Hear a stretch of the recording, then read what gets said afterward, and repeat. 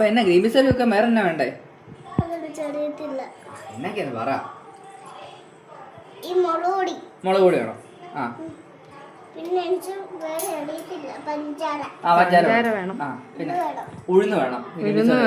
അടുത്ത് അരി വേണം ഗ്രീൻ പീസ് കറി വെക്കാൻ.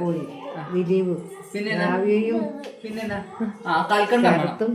വെന്തം പുറത്ത് കൽക്കണ്ടം വേണം. അടുത്ത് പിന്നെ അത് തന്നെ വേറെ എന്നാ ഗ്രീൻ പീസ് കറി ഉണ്ടാക്കാൻ വേണ്ടേ?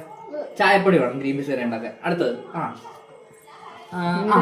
പരിപ്പും വേണം ഗ്രീൻ പീസ് കറി ഉണ്ടാക്കാൻ. മതിയോ? ഇത്ര മതിയോ?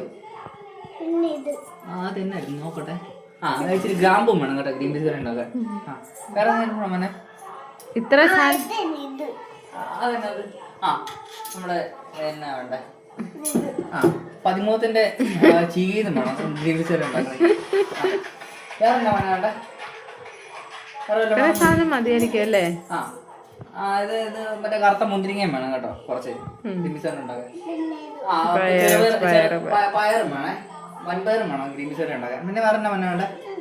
മോരും വേണം കേട്ടോ ഗ്രീൻ പീസ് കറി ഉണ്ടാക്കാൻ. ഇത്ര സാധനമാണ് നമ്മള് കപ്പളയ്ക്ക് വേണം ഗ്രീൻ പീസ് കറി ഉണ്ടാക്കാൻ. ഇത്ര സാധനമാണ് നമുക്ക് ഗ്രീൻ പീസ് കറി ഉണ്ടാക്കാൻ വേണ്ടത് അല്ലേ? ഓക്കെ.